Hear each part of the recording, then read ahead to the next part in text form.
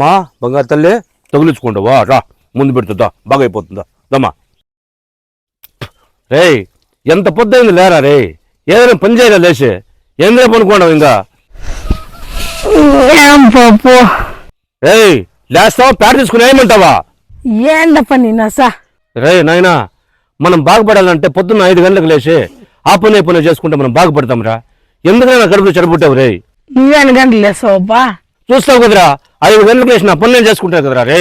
5 గంటలు లేసావు కదా నువ్వెలా బాగుపడలేదా ఏం మాట్లాడుతున్నావురా నరాలు కట్ అయిపోయింది అయ్యో పప్పు ఏమి ఇప్పుడా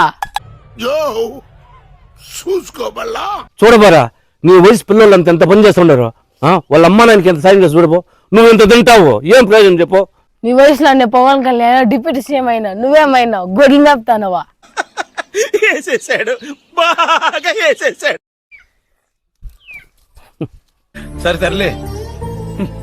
ఎన్నెన్నో అనుకుంటాం అన్ని జరుగుతాయి ఏమిటి